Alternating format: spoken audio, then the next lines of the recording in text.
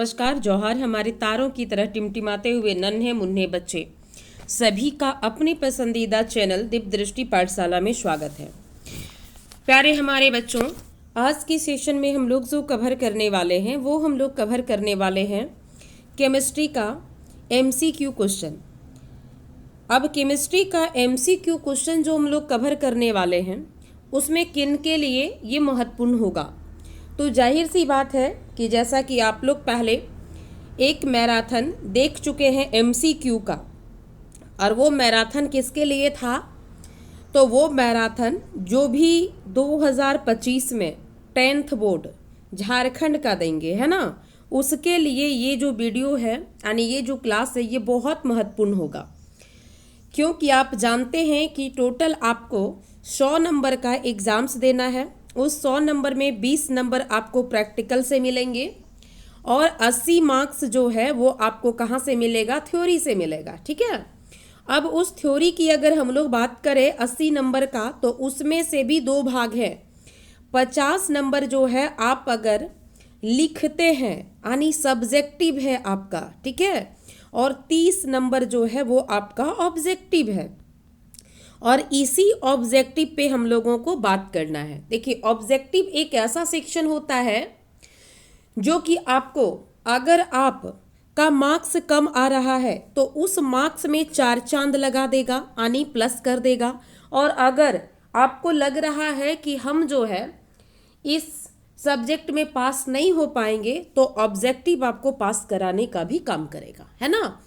तो अब जो टाइम आपके पास बचा हुआ है, 11 तारीख से आप लोगों का एग्ज़ाम्स होना है।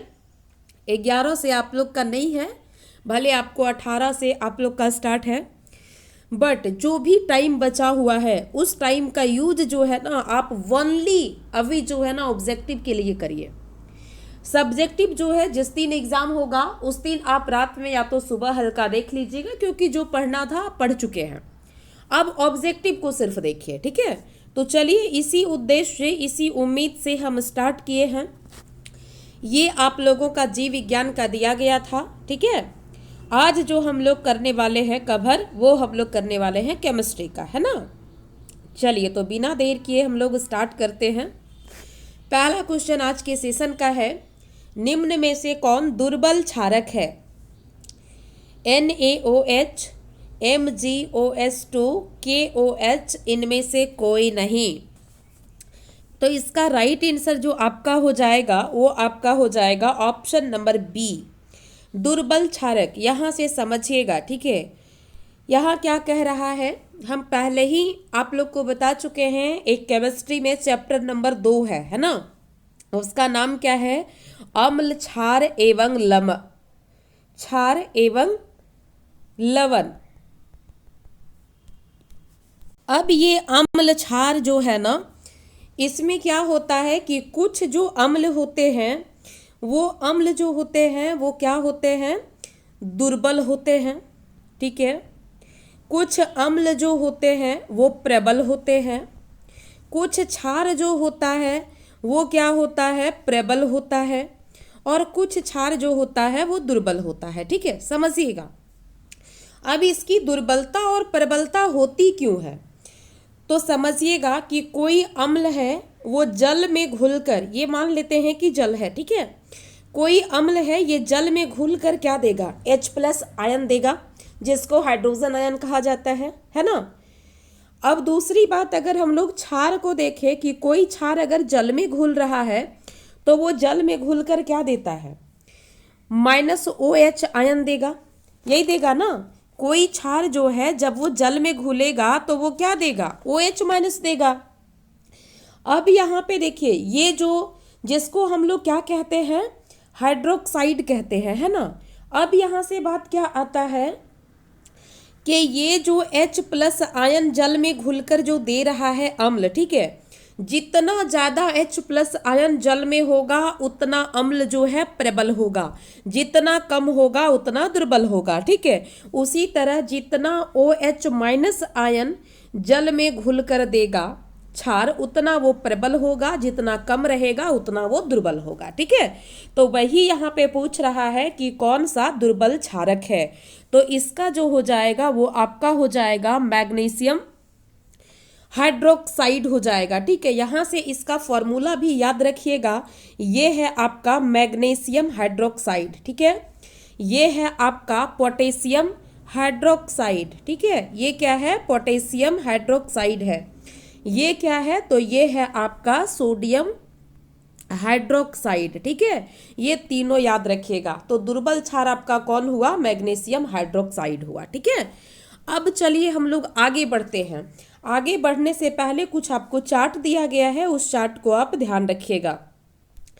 जैसे यहाँ पे वीक लिखा हुआ है, यहाँ पे स्ट्रॉन्ग लिखा हुआ है। ठीक है, स्ट्रॉन्ग का मतलब हो गया प्रबल, ठीक है, और वीक का मतलब हो गया दुर्बल। ठीक है, अब यहाँ पे देखिए एसिड का मतलब हो गया आपका अम्ल और बेस का मतलब हो गया क्षार। ठीक है, यानी ये जो आपका कॉलम है ये आपका अम्ल का है, ये जो आपका है ये क्षार का है। ठीक है, अब दुर्बल अम्ल का यहाँ पे कुछ उदाहरण दिया गया है, यहाँ पे प्रबल अम्ल का कुछ उदाहरण दिया गया है।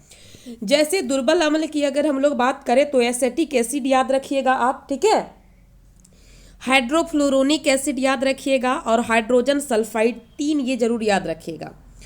क्षार जो है दुर्बल में अमोनिया याद रखिएगा, अमोनियम हाइड्रोक्साइड याद रखिएगा 2। ठीक है, स्ट्रोंग मतलब प्रबल अम्ल में हाइड्रोक्लोरिक अम्ल हो गया, नाइट्रिक अम्ल हो गया, सल्फ्यूरिक अम्ल हो गया और हाइड्रोब्रोमिक अम्ल, ये चारों इंपॉर्टेंट है, इसको याद रखिएगा। ठीक है, और अगर बात करें हम लोग प्रबल क्षार में, तो प्रबल क्षार आपका sodium hydroxide, lithium hydroxide, calcium hydroxide और पोटेशियम, ये भी चारों याद रखिएगा, बहुत इंपॉर्टेंट है। ठीक है, यहाँ भी कुछ दिया गया है, इसको देख लीजिएगा, यहाँ पे सूत्र के साथ दे दिए हैं।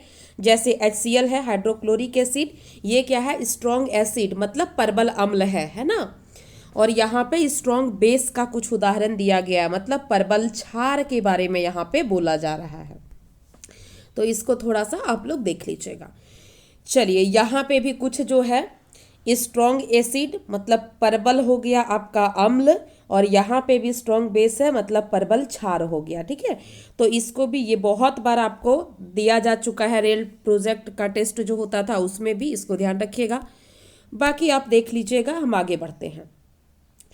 अगला क्वेश्चन है आपका, अम्ल के जलीय विलयन में निम्न में से कौन उत्पन्न होता है।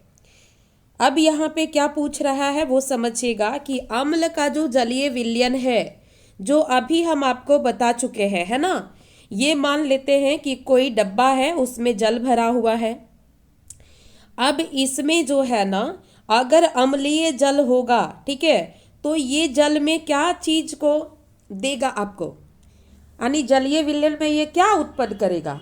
तो पहले ही आपको हम बता चुके हैं क्वेश्चन में कि जब अम्ल रहेगा तो वो क्या उत्पन्न करेगा, वो H+ आयन उत्पन्न करेगा, और अगर क्षार रहेगा तब क्या करेगा, OH- आयन जो है वो उत्पन्न करेगा। तो यहाँ पे अम्ल का पूछा है तो इसका right answer option number B हो जाएगा। अगर क्षार का पूछता तो इसका राइट आंसर OH- आयन हो जाता है ना। यहाँ से दो तरह से क्वेश्चन पूछ सकता है। अगर इस जगह पर क्षार रहता तो इसका आंसर ए होता, अगर क्षार नहीं है अम्ल है तो इसका आंसर ऑप्शन नंबर बी होगा, है ना। नेक्स्ट क्वेश्चन है, जल में घुलनशील क्षारक क्या कहलाता है। अम्ल कहलाता है, क्षार कहलाता है, लवण कहलाता है, इनमें से कोई नहीं।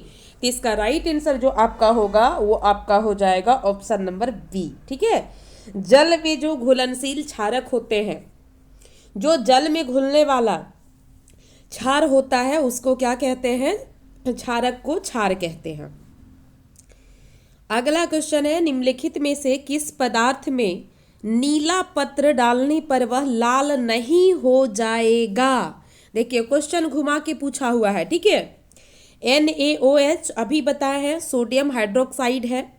HNO3 अभी बता चुके हैं, इसके बारे में आप लोग भी थोड़ा सा खोजने का प्रयास कीजिएगा, है ना। वैसे बता देते हैं, HNO3 नाइट्रिक अम्ल है। ठीक है, ये क्या है, ये नाइट्रिक अम्ल है। ठीक है, CH3COOH ये जो है ना आपका एसिटिक अम्ल है। ये सब ध्यान रखिएगा, बहुत इंपॉर्टेंट है। एसिटिक अम्ल है और HCl जो है ये हाइड्रोक्लोरिक अम्ल है। ठीक है, अब कह रहा है कि कौन सा पदार्थ है जो अगर हम इस जलीय विलयन में इसको डालते हैं नीला पत्र को तो वो लाल नहीं हो जाएगा। यानी देखिए यहाँ पे क्या कह रहा है, ठीक है, लिटमस पेपर, समझे, पहले यहाँ पे ये समझिएगा। देखिए यहाँ पे दिया हुआ भी है लिटमस पेपर है। ठीक है, लिटमस पेपर के बारे में कुछ समझ लीजिए कि लिटमस पेपर जो होता है ये 2 प्रकार का होता है। ठीक है, कितने प्रकार का? 2 प्रकार का, एक नीला होता है और एक लाल होता है।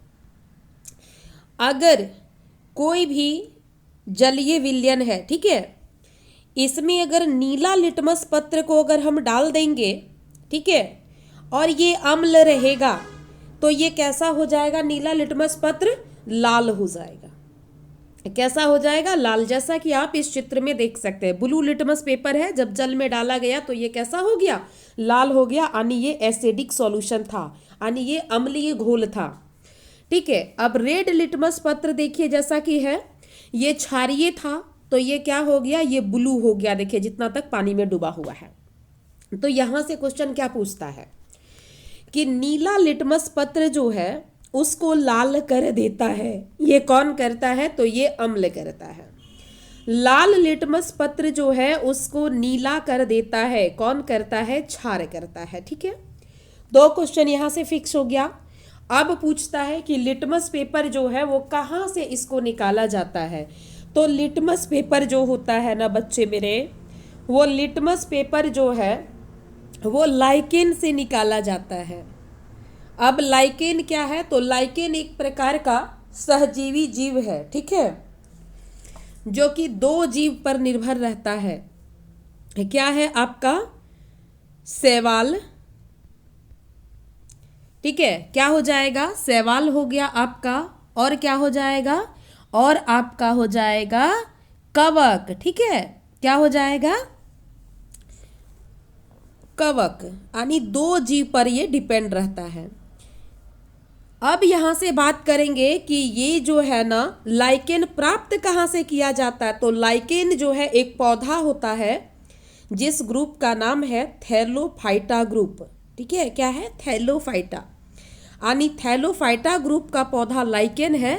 ठीक है, और ये एक प्रकार का जीव है जो कि 2 जीवों पर निर्भर रहता है, शैवाल और कवक पे। ठीक है, चलिए अब यहाँ क्वेश्चन क्या आपका पूछ रहा है वो समझिए।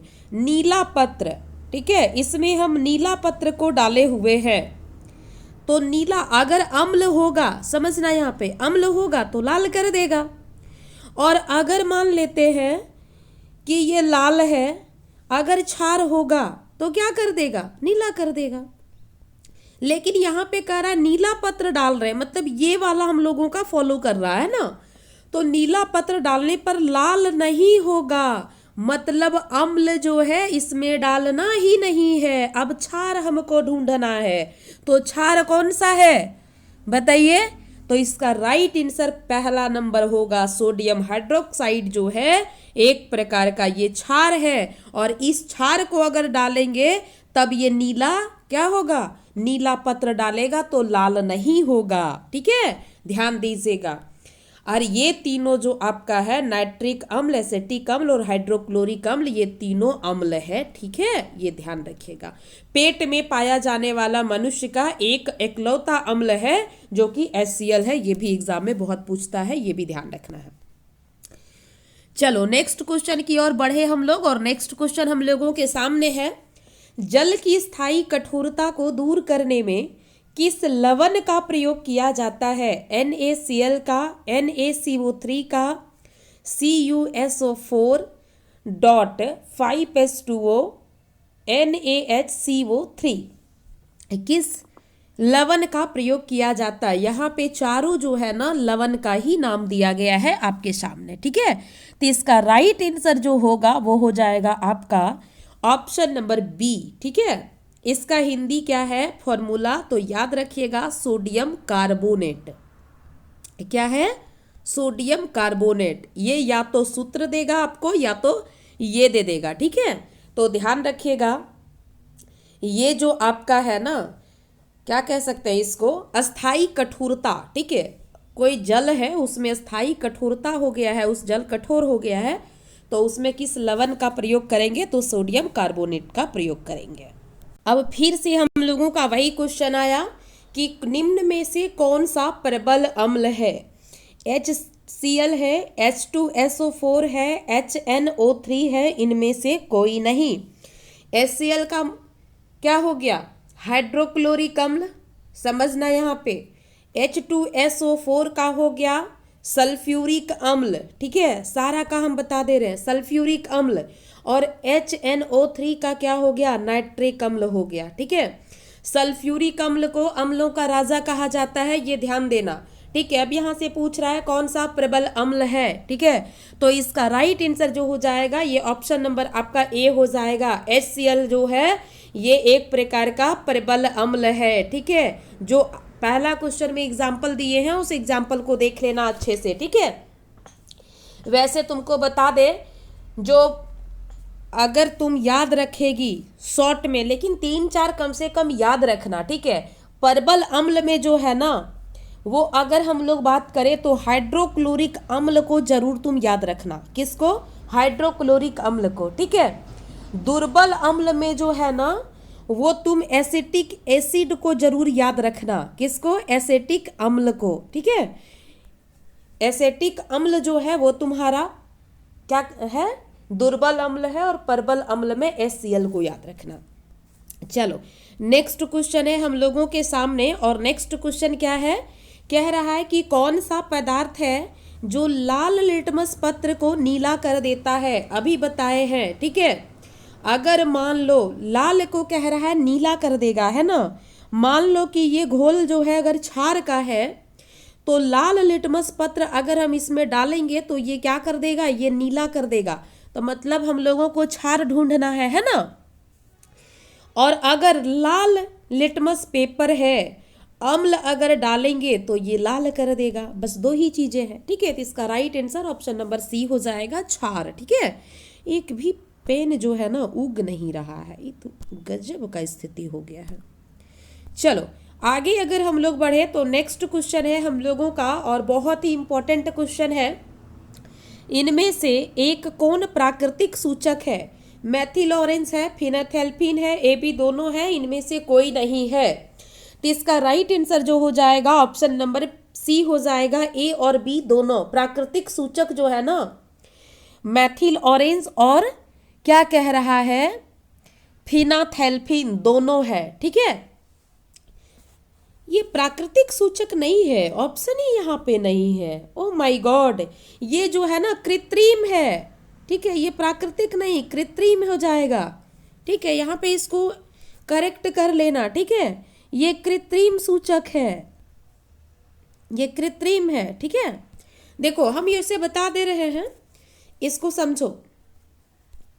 सूचक क्या होता है, सूचक जो होता है वैसा एक पदार्थ होता है जो अम्ल और क्षार की उपस्थिति को पता लगाता है। ठीक है, उसी को हम लोग सूचक कहते हैं। अब अगर हम लोग आगे बढ़ेंगे तो ये जो सूचक है ना, ये सूचक आपका 3 प्रकार का होता है। एक होता है प्राकृतिक सूचक, ठीक है, एक होता है कृत्रिम सूचक, और दूसरा होता है आपका गंधीय सूचक। ठीक है, मेनली तो 2 ही प्रकार का होता है, लेकिन 3 यहाँ पे समझ लेना क्योंकि एग्जाम में पूछा जाता है। प्राकृतिक सूचक क्या होता है, तो जो प्रकृति द्वारा प्रदत्त होता है। ठीक है, कृत्रिम सूचक जो मानव द्वारा निर्मित होता है, और गंधीय सूचक वे पदार्थ जिसकी गंध से हम अम्ल और क्षार दोनों का पता लगाते हैं गंध से, तो वो गंधीय सूचक होता है। ठीक है, प्राकृतिक सूचक का मेन जो है उदाहरण इंपॉर्टेंट है आपका। इसमें आप याद रखिएगा लिटमस पेपर को, किसको अभी बताए हैं, लिटमस पेपर को, हल्दी को याद रखिएगा, लाल पत्ता गोभी को याद रखिएगा। ठीक है, वैसे आपसे अगर पूछेगा ना तो लिटमस पेपर और हल्दी ही पूछेगा। ठीक है, कृत्रिम की अगर हम लोग बात करें, कृत्रिम सूचक का अगर बात करेंगे तो इसमें 2 मेन है। ठीक है, एक है आपका मेथिल ऑरेंज, ठीक है, पूछेगा तो यही दोनों से पूछेगा, और दूसरा है फिनोथेलिन। ठीक है, ये बस दोनों को ही याद रखिएगा। गंधीय सूचक की अगर हम लोग बात करें तो गंधीय सूचक जो आपका है वो है प्याज कटा हुआ, ठीक है, वेनिला का रस है आपका, और लौंग का तेल है। ठीक है, ये 3 आपका गंधीय सूचक है। जैसे आप यहाँ पे देख सकते हैं, इस चार्ट में दिया गया है। सूचक में रंग भी क्या परिवर्तन होता है। मैथिल ऑरेंज को अगर हम अम्ल में डालेंगे तो रंग क्या होगा, लाल हो जाएगा। क्षार में डालेंगे तो पीला हो जाएगा। ये भी चार्ट को आप एक बार देख सकते हैं। ठीक है, वैसे इससे ज्यादा आपका जो है वो नहीं आएगा। चलिए नेक्स्ट क्वेश्चन की ओर बढ़ते हैं। क्वेश्चन की संख्या ज्यादा है। इनमें से कौन सा संश्लेषित सूचक है। संश्लेषित सूचक मतलब कृत्रिम सूचक। ठीक है, कृत्रिम सूचक मतलब मानव के द्वारा बनाया हुआ सूचक है ये। ठीक है, तो इसका आंसर क्या हो जाएगा, इसका आंसर आपका हो जाएगा ए और बी, दोनों अभी बता चुके हैं, इसीलिए इस क्वेश्चन में लेट नहीं करना है हम लोगों को। अगला क्वेश्चन है, कौन सा पदार्थ नीला लिटमस पत्र को लाल कर देता है। अम्ल है, लवण है, क्षार है, इनमें से कोई नहीं। नीला को लाल कर रहा है ना, तो कौन होगा, अम्ल होगा बीच में बैठा हुआ। तो इसका राइट आंसर ऑप्शन नंबर ए हो जाएगा। नेक्स्ट क्वेश्चन है, निम्न में से कौन दुर्बल अम्ल है। CH3COOH यानी एसिटिक अम्ल, H2SO4 यानी आपका हो गया सल्फ्यूरिक अम्ल, HCl हो गया यानी परबल अम्ल हो गया, CaOH2 ठीक है कैल्शियम हाइड्रोक्साइड। तो इसका राइट आंसर क्या हो जाएगा, तो इसका राइट आंसर दुर्बल अम्ल। अभी आपको हम बोले थे एसिटिक एसिड को एकदम छोड़ना नहीं है, दुर्बल में इसको पकड़ के ही रखना है। तो इसका राइट आंसर ऑप्शन नंबर ए हो जाएगा, है ना।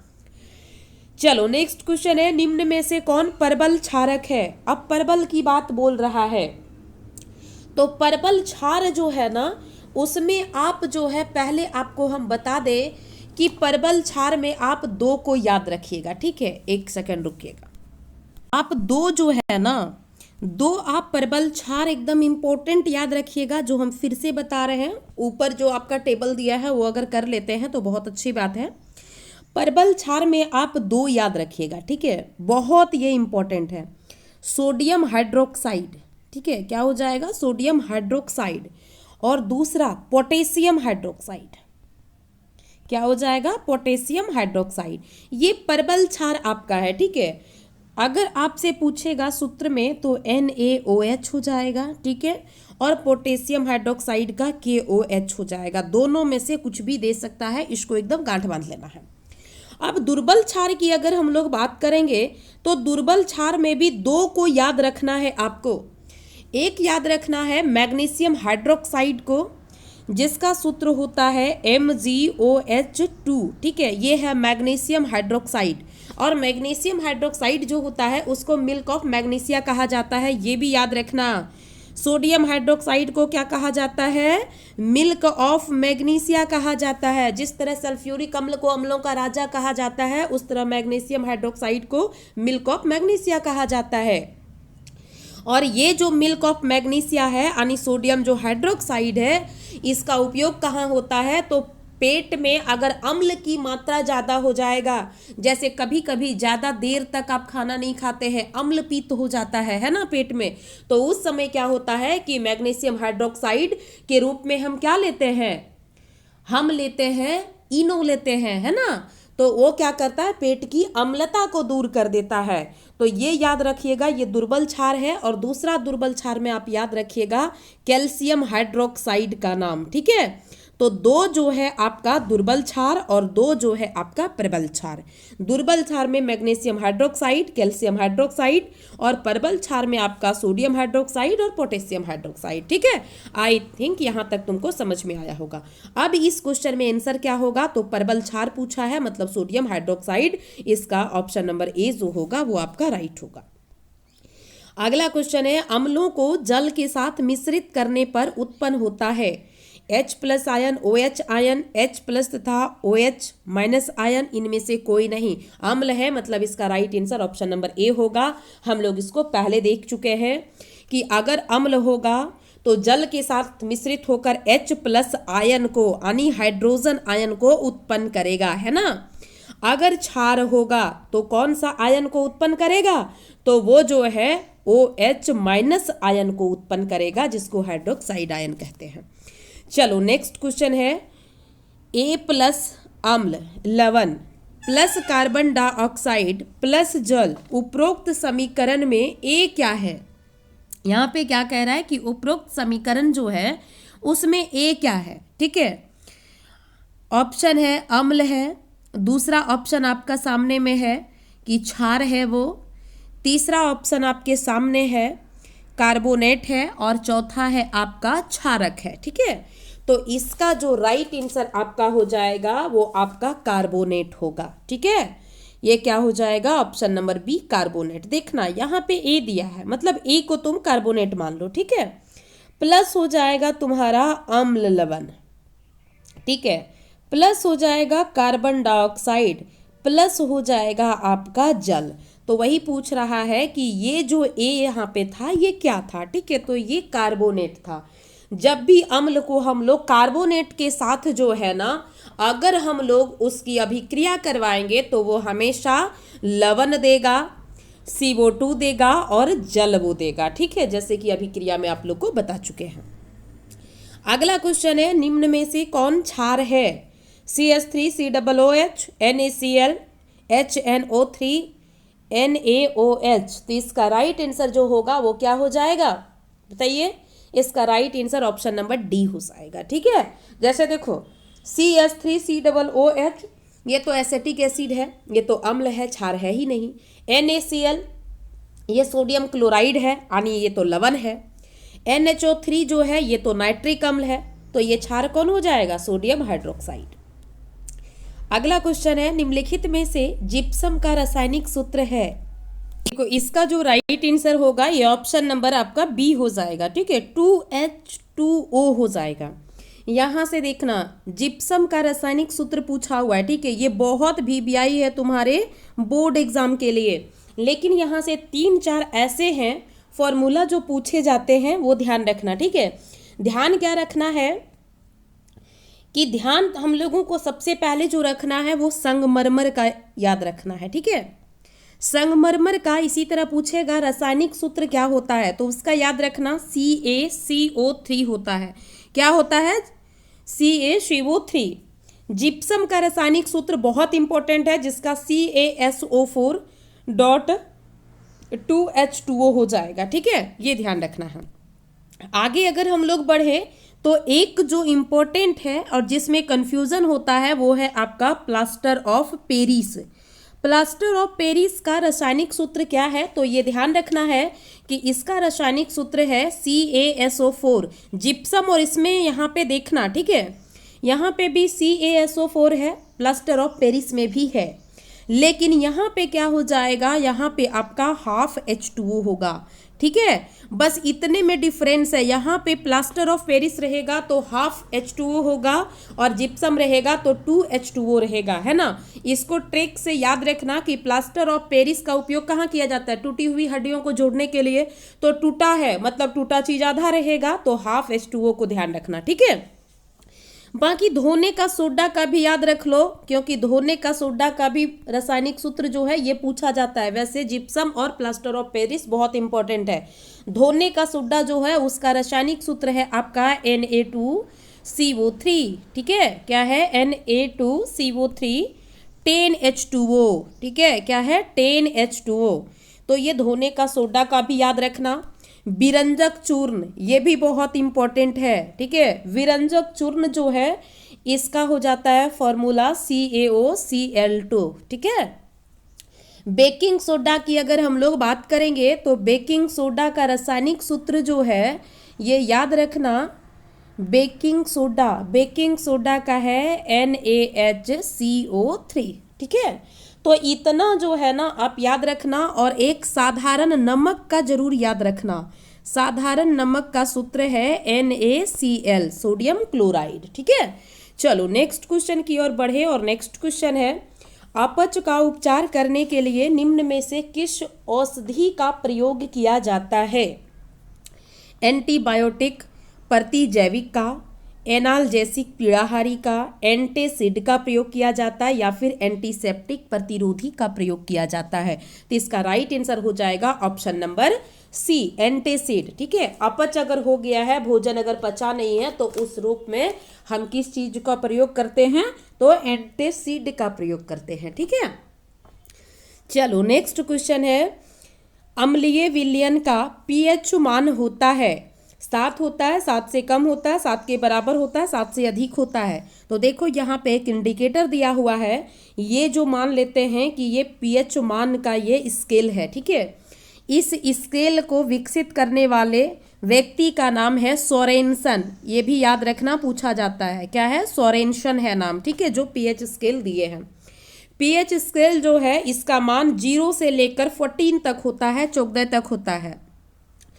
बीच में जो होता है ये 0 होता है।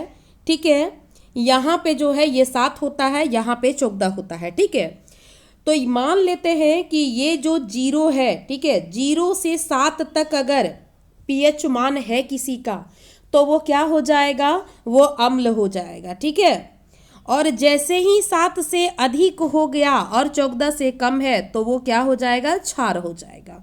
और ये बीच में अगर है तो ये उदासीन हो जाएगा। ठीक है, यही पूछ रहा है। तो वही पूछ रहा है कि पीएच मान अम्ल है तो कितना होगा? अम्ल है तो 7 से कम होगा। तो इसका राइट आंसर क्या हो जाएगा? ऑप्शन नंबर बी हो जाएगा।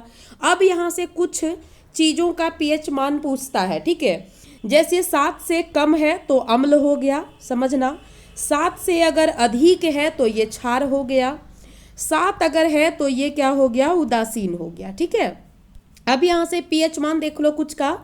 HCl जो हाइड्रोक्लोरिक अम्ल है, जो तुम्हारे पेट में उपस्थित है, आमाशय में, ठीक है, इसका पीएच मान 0 होता है। ठीक है, जठर रस की अगर हम लोग बात करें तो जठर रस का पीएच मान 1.2 होता है। ठीक है, नींबू का रस जो होता है ना, उसका पीएच मान क्या होता है? तो 2.2 से 2.4 तक होता है। ठीक है, दही की अगर हम लोग बात करें तो इसका पीएच मान 5.5 होता है। ठीक है, ये सब तो नहीं, इंपॉर्टेंट आपका शुद्ध जल है। शुद्ध जल किसको कहते हैं? आसूत जल। आसूत जल किसको कहते हैं? वर्षा का जल को। ठीक है, इसका पीएच मान जो होता है ये 7 होता है। इस ना ये अम्ल होगा ना क्षार होगा, इसीलिए उदासीन होता है, क्योंकि ये शुद्ध जल है। ठीक है, आगे अगर बात करें तो इंपॉर्टेंट एक याद रखना, ब्लड का यानी रक्त का, रक्त का पीएच मान 7.4 होता है। ये बहुत इंपॉर्टेंट है।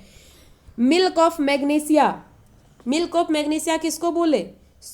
Magnesium hydroxide. मैग्नीशियम हाइड्रोक्साइड का पीएच मान 10 होता है। 10 में बस कर दिया मिल्क ऑफ मैग्नीशिया। ठीक है, sodium hydroxide NaOH, sodium hydroxide का पीएच मान 14 होता है, एकदम लास्ट, ये याद रखना। ठीक है, दूध के पीएच का मान का अगर हम लोग बात करेंगे तो दूध का पीएच मान जो होता है 6.5 होता है। एक इससे कम किसका होता है? दही का होता है। दही का कितना? 5.5 बताया भी, है ना।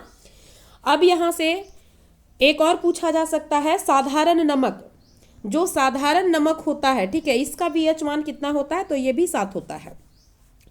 अब यहाँ से बात आता है कि कुछ ऐसे खाने की वस्तु हैं जिसमें कौन सा अम्ल पाया जाता है, ये भी एग्जाम में पूछा जाता है, ये ध्यान रखना है। ठीक है, जैसे आपका दही हो गया, दही में लैक्टिक अम्ल होता है। कौन सा अम्ल होता है? लैक्टिक अम्ल। सिरका जो हो गया, ठीक है, ये क्या होता है? ये एसेटिक अम्ल होता है। इसी एसेटिक अम्ल को क्या चिकन मटर में डालता है और तुरंत 2 मिनट में खाना बन जाता है। ठीक है, नींबू में कौन सा अम्ल होता है? तो याद रखना, नींबू में सिट्रिक अम्ल होता है। ठीक है, टमाटर की अगर हम लोग बात करेंगे तो टमाटर में ऑक्जेलिक अम्ल होता है। कौन सा अम्ल होता है? ऑक्जेलिक अम्ल। इमली की अगर हम लोग बात करें तो इमली में टार्टरिक अम्ल होता है। ठीक है, लाल चींटी, जो चींटी होता है, चाहे लाल चींटी लिखो चाहे चींटी लिखो, ठीक है, ये चींटी में जो अम्ल होता है ना, वो कौन सा अम्ल होता है? तो फॉर्मिक अम्ल होता है। अगर फॉर्मिक अम्ल ना हो तो मेथेनोइक अम्ल को खोजना। ठीक है, ऑप्शन में। चलो नेक्स्ट है सेब। सेब में कौन सा अम्ल होता है? तो मैलिक अम्ल होता है। संतरा की अगर हम लोग बात करें तो संतरा में एस्कॉर्बिक अम्ल होता है। कौन सा अम्ल होता है? एस्कॉर्बिक अम्ल। चलो इतना इंपॉर्टेंट था जो कि बता दिए। अब अगर अम्ल की हम लोग बात करेंगे तो यहाँ से समझना कि परबल अम्ल, ठीक है, प्लस परबल क्षार अगर मिलेगा, ठीक है, यानी दोनों परबल परबल रहेगा, अम्ल भी परबल और क्षार भी परबल, तो वो हमेशा लवण बनाएगा। जब भी अम्ल और क्षार मिलेगा लवण बनाएगा। एकदम आंख बंद के इसको गांठ बांध लेना है। लेकिन यहाँ परबल अम्ल मिल रहा है, परबल क्षार मिल रहा है, तो ये उदासीन लवण बनाएगा। कैसा लवण बनाएगा? उदासीन। और यही देखो, परबल अगर अम्ल है, ठीक है, और दुर्बल क्षार है, मतलब एक दुर्बल हो रहा है, तो ये अम्लीय लवण बनाएगा। दो स्टेटमेंट। तीसरा स्टेटमेंट भी जान लो कि दुर्बल अब क्या हो सकता है? दुर्बल अम्ल हो सकता है प्लस परबल क्षार हो सकता है ना। ये जो है क्षार लवण बनाएगा। बस 3 स्टेटमेंट को यहाँ पे याद रखना। चलो नेक्स्ट क्वेश्चन की ओर बढ़े, और नेक्स्ट क्वेश्चन है, इनमें से कौन सा अधिक क्षारीय है? pH 8, 10, 12 और 14। तो इसका राइट आंसर क्या हो जाएगा? 14 हो जाएगा। सबसे ज्यादा क्षार जो है वो 14 है। कोई विलयन लाल लिटमस को नीला कर देता है, इसका pH संभवतः क्या होगा? यानी लाल को नीला कर रहा है, समझना, ठीक है। लाल को नीला कर रहा है तो इसका मतलब क्षार होगा। तो क्षार कौन सा होगा? जो 7 से ज्यादा होगा। तो इसका right answer option number D हो जाएगा। ऐसे भी क्वेश्चन पूछ सकता है, ये ध्यान रखना, अपना कॉमन सेंस का वहां पे यूज करना होगा। दही में कौन सा अम्ल पाया जाता है? अभी बताए, टार्टरिक अम्ल, लैक्टिक अम्ल, फॉर्मिक अम्ल, साइट्रिक अम्ल। तो इसका राइट आंसर हो जाएगा ऑप्शन नंबर बी, लैक्टिक अम्ल। ठीक है, कुछ अम्ल का यहाँ पे दिया हुआ है टेबल, उसको देख लेना है, ठीक है। वैसे हम बता चुके हैं, वही है। विरंजक चूर्ण का रासायनिक सूत्र क्या है? अभी बता चुके हैं। इसका राइट आंसर हो जाएगा आपका CaOCl2, है ना। इसका सी हो जाएगा। नेक्स्ट क्वेश्चन है, रासायनिक अभिक्रिया में भाग लेने वाले पदार्थ को क्या कहते हैं? अभिकारक कहते हैं, उत्पाद कहते हैं, उत्प्रेरक कहते हैं, उत्पाद कहते हैं। तो इसका राइट आंसर हो जाएगा ऑप्शन नंबर ए, अभिकारक कहते हैं, ठीक है। यहां से इसको समझने का प्रयास करना थोड़ा सा। अब ये जो है ना चैप्टर तुम्हारा बदल रहा है, ठीक है। रासायनिक अभिक्रिया का चैप्टर, वो जो चैप्टर था वो तुम्हारा क्या था? वो तुम्हारा था अम्ल, क्षार और लवण। अब यहाँ पे रासायनिक अभिक्रिया, तो रासायनिक अभिक्रिया में हम लोग क्या देखे थे?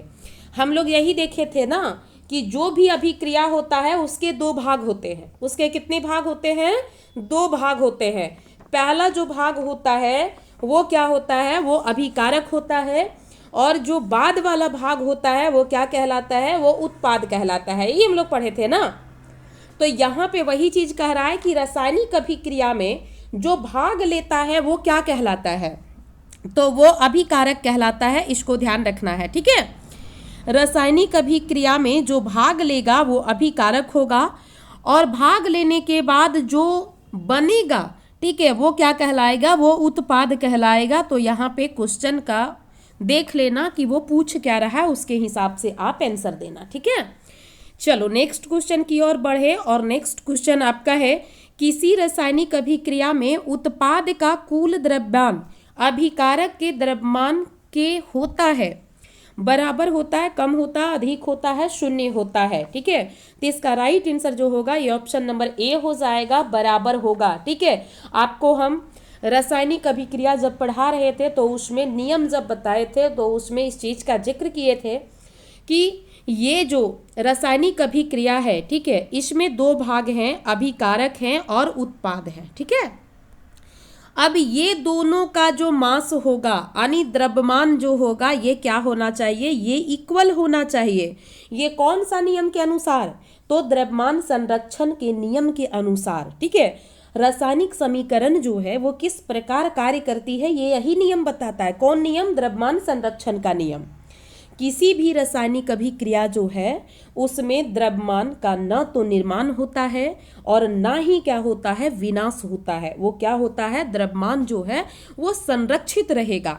इधर द्रव्यमान कुछ है तो इधर चला जाएगा, इधर कुछ अगर है तो इधर आ जाएगा, यानी संरक्षित रहेगा द्रव्यमान, ठीक है।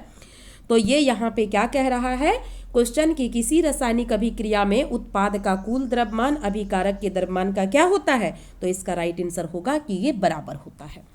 चलिए नेक्स्ट क्वेश्चन की ओर बढ़े, और नेक्स्ट क्वेश्चन है, निम्नांकित में से किस अभिक्रिया में 2 अलग अलग परमाणु या परमाणुओं के समूह का आपस में आदान प्रदान होता है, संयोजन में, वियोजन में, विघटन में, द्विविस्थापन में। तो इसका राइट आंसर होगा ऑप्शन नंबर डी, द्विविस्थापन में।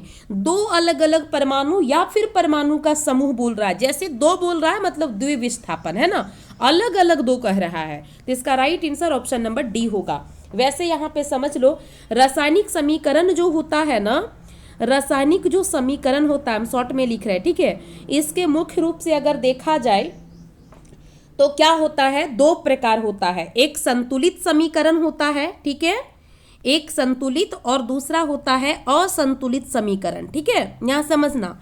अब ये जो असंतुलित समीकरण है वो आपसे ज्यादा नहीं पूछा जाता है, ठीक है। असंतुलित समीकरण जो होता है ना, उसी को कंकाली समीकरण कहा जाता है, ये ध्यान रखना, ठीक है। अब आगे क्या है, संतुलित समीकरण, ठीक है। संतुलित समीकरण जो होता है ना, ये कई प्रकार के हो सकते हैं, ठीक है। समीकरण नहीं हम कह सकते यहाँ पे रासायनिक अभिक्रिया के प्रकार इसको कह सकते हैं, ठीक है। रासायनिक अभिक्रिया के प्रकार जो है ना, ये मुख्य रूप से 5 होता है। एक है आपका संयोजन, दूसरा है वियोजन, ठीक है, तीसरा है विस्थापन, चौथा है द्विविस्थापन, और पांचवा है उपचयन और अपचयन, ठीक है। ये 5 होता है। अब थोड़ा सा इसके बारे में देख लो, क्योंकि क्वेश्चन पूछता है। संयोजन का अर्थ होता है जुड़ना, यानी किसी भी रासायनिक अभिक्रिया में अगर जुड़ने का दिखाई दे रहा हो तो वो समझ जाइए कि वो संयोजन है, ठीक है। जैसे आप संयोजन एक एक करके एग्जाम्पल बता देते हैं। संयोजन का एग्जाम्पल देखिए कि कैल्शियम है प्लस ऑक्सीजन है, ठीक है, ये जुड़ के, ये दोनों अभिकारक है, जुड़ के उत्पाद बनाएगा, यानी CaOA बना लिया ये, ठीक है, कैल्शियम ऑक्साइड ये बना लिया। तो यहाँ पे क्या हुआ, ये दोनों जुड़ गया, मतलब ये संयोजन है, ठीक है। अब इसको जो है ना, ये संतुलित नहीं है, तो 2 यहाँ पे भी, 2 यहाँ पे भी बैठा दो संख्या। तो वही कह रहा है कि ऐसी रासायनिक अभिक्रिया जिसमें 2 या 2 से अधिक पदार्थ जो है ना, ये आपस में जुड़कर एक उत्पाद बनाएगा, तो वो ये है। अब आगे हम लोग वियोजन की बात करेंगे, तो वियोजन में क्या होगा, घटेगा, यानी वहां से क्या होगा, माइनस हो जाएगा, तो टूटेगा, ठीक है, क्या हो जाएगा, टूटेगा, टूटना। वियोजन का अर्थ है टूटना। जैसे यहाँ पे समझो, अभिकारक में CaCO3 है, यानी ये फॉर्मूला किसका है, चूना पत्थर, कैल्शियम कार्बोनेट का है, ठीक है, ये ध्यान रखना। अब ये टूट कर बनाएगा CaO, ठीक है, प्लस CO2, यानी क्या बनाया, कैल्शियम ऑक्साइड और कार्बन डाइऑक्साइड, यहाँ पे टूटा, तो ये वियोजन अभिक्रिया है। अगर आगे हम लोग बात करेंगे तो वियोजन अभिक्रिया भी 3 प्रकार का है। तापीय है आपका, प्रकाश वियोजन है, अगर प्रकाश से टूटता है तो प्रकाश वियोजन, ताप से टूटता है तो तापीय वियोजन, सूर्य, अगर आगे विद्युत से टूटता है तो विद्युत वियोजन है। अब अगर हम लोग बात करेंगे विस्थापन में, तो विस्थापन में क्या हो जाएगा, एक जगह से दूसरे जगह विस्थापित होगा, ठीक है। उसी तरह द्विविस्थापन में 2 समूह विस्थापित होगा, ठीक है। तो ये सब जो है ऑप्शन के अनुसार से देखना। अगला क्वेश्चन है, रासायनिक अभिक्रिया में होता है अवस्था में परिवर्तन, रंग में परिवर्तन, गैसों में उत्सर्जन, या फिर इनमें सभी। तो इसका राइट आंसर होगा ऑप्शन नंबर डी। रासायनिक जो अभिक्रिया होता है उसका पहचान के लिए क्या बताए थे कि वो अवस्था में परिवर्तन हो जाएगा, रंग में परिवर्तन हो जाएगा, गैस का निष्कासन होगा, है ना, तापमान में परिवर्तन आपका हो जाएगा। तो इसका right answer option number D हो जाएगा। अगला क्वेश्चन है, रासायनिक अभिक्रिया को संतुलित किस नियम के आधार पर किया जाता है, द्रव्यमान संरक्षण का नियम, निश्चित अनुपात का नियम, एवोगाड्रो का नियम, डाल्टन का नियम। तो इसका राइट आंसर जो आपका हो जाएगा वो क्या हो जाएगा, ऑप्शन नंबर आपका ए हो जाएगा, द्रव्यमान संरक्षण का नियम, ठीक है। उसके अनुसार ही रासायनिक अभिक्रिया को हम लोग संरक्षित करते हैं। अगला क्वेश्चन है, CH4 प्लस 2O2, ठीक है, ये क्या है, ये आपका अभिकारक है। अब इससे क्या बना, CO2 H2O और ऊर्जा, ठीक है। ये कैसी अभिक्रिया है, ऊष्माक्षेपी है, ऊष्माशोषी है, विघटन है, या फिर वियोजन है। तो इसका राइट आंसर होगा ऊष्माक्षेपी, ठीक है, क्या हो जाएगा, ऊष्माक्षेपी, मतलब ए ऑप्शन जो है ये आपका सही होगा। देखो ऊष्माक्षेपी और ऊष्माशोषी से भी जो है ना, ये बहुत सारे क्वेश्चन पूछे जाते हैं, तो इसको याद रखना। वैसी अभिक्रिया जिसमें ऊर्जा निकलता हो, ठीक है, जिस अभिक्रिया के बाद ऊर्जा उत्पन्न होता हो, ठीक है, क्या उत्पन्न होता हो, ऊर्जा उत्पन्न होता हो, तो वो ऊष्माक्षेपी अभिक्रिया होगा, ठीक है। और जब ऊर्जा जो है अवशोषण होता हो, ठीक है, तो वो ऊर्जा क्या हो जाएगा, उष्माशोषी हो जाएगा। तो यहाँ पे देखो ये अभिकारक था, इससे कार्बन डाइऑक्साइड बना, जल बना, ऊर्जा निकल रहा है, मतलब ये उष्माक्षेपी है। ठीक है, उष्माक्षेपी एग्जाम्पल जो है ना उसका 2-3 एग्जाम्पल याद रखना, जैसे श्वसन। ठीक है, श्वसन जो है उष्माक्षेपी है, इसी का ज्यादा पूछता है। साग सब्जी का जो कचरा है, ठीक है, वो विघटित होकर कंपोस्ट बन रहा है, ठीक है, ये भी उष्माक्षेपी है। ठीक है, प्राकृतिक गैस जो है ना उसका दहन हो रहा है, तो ये भी उष्माक्षेपी है। ठीक है, ध्यान रखना। चलो नेक्स्ट क्वेश्चन की ओर बढ़े, और नेक्स्ट क्वेश्चन है रासायनिक अभिक्रिया के फलस्वरूप बने पदार्थ को क्या कहते हैं। अभिकारक, उत्पाद, उत्प्रेरक, उत्पाद, तो अभी बता चुके हैं, उसको उत्पाद कहते हैं, है ना। चलो नेक्स्ट क्वेश्चन की ओर बढ़े, और नेक्स्ट क्वेश्चन है नीचे दी गई अभिक्रिया के संबंध में कौन सा कथन असत्य है। देखो यहाँ पे एक अभिक्रिया दिया गया है, उसके बारे में पूछ रहा है। ठीक है, पीबी किसका संकेत है जी, तो लेड का है, ये ध्यान रखिएगा। यहाँ कह रहा है कि सीसा अपचयित हो रहा है, कार्बन डाइऑक्साइड उपचयित हो रहा है, कार्बन उपचयित हो रहा है, लेड ऑक्साइड अपचयित हो रहा है। ऑप्शन यहाँ पे दिया है 1 और 2 दोनों, 1 और 3 दोनों। ठीक है, और सी में आपका ऑप्शन होगा तीनों। ठीक है, सी में क्या ऑप्शन है, सी में ऑप्शन है तीनों, और डी में है इनमें से सभी। इसका राइट आंसर जो होगा 1 और 2 ही हो जाएगा। ध्यान देना क्या हो रहा है, सीसा यहाँ पे अपचयित हो रहा है और कार्बन डाइऑक्साइड उपचयित हो रहा है। अब यहाँ से देखो अपचयन और उपचयन से भी क्वेश्चन बहुत पूछता है, यहाँ पे समझना इसको। ठीक है, अपचयन, ठीक है, और उपचयन यही दो है। उपचयन होगा तो यहाँ पे जो है ना ऑक्सीजन का वृद्धि होगा, और अपचयन होगा तो ऑक्सीजन का कमी होगा। ये बहुत वीवीआई है टर्म समझने के लिए। ठीक है, अगर अपचयन होगा तो यहाँ पे हाइड्रोजन की कमी होगी, यहाँ पे हाइड्रोजन की वृद्धि होगी। ठीक है, दो ही शब्द से आप पकड़ने का कोशिश कीजिए, इससे ज्यादा आप लोग को नहीं देगा। अब यहाँ पे क्या कह रहा था, उपचयन मतलब O2 की वृद्धि।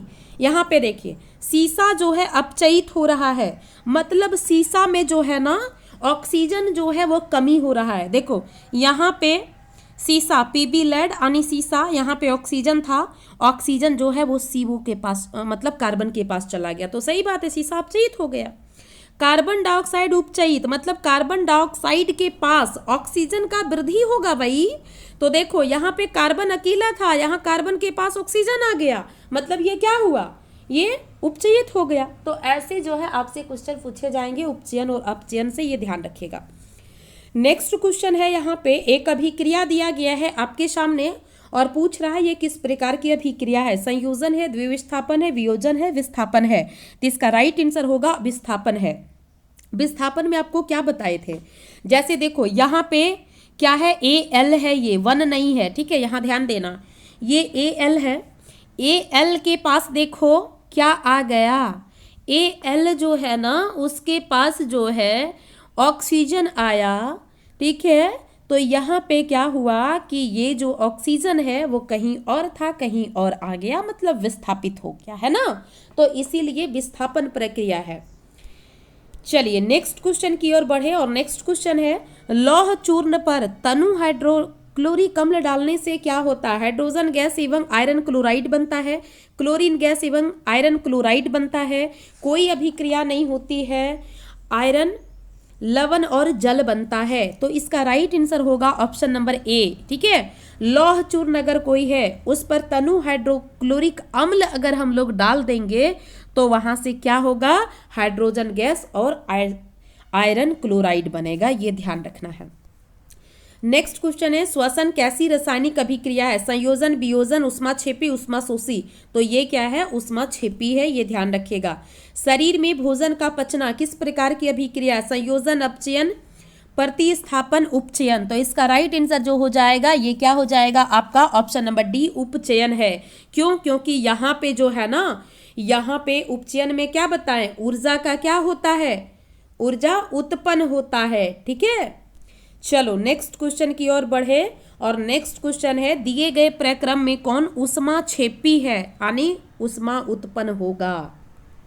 ठीक है, श्वसन है, पाचन है, उत्सर्जन है, संवहन है। तो इसका राइट आंसर क्या हो जाएगा? श्वसन हो जाएगा। ठीक है, ऊष्माक्षेपी।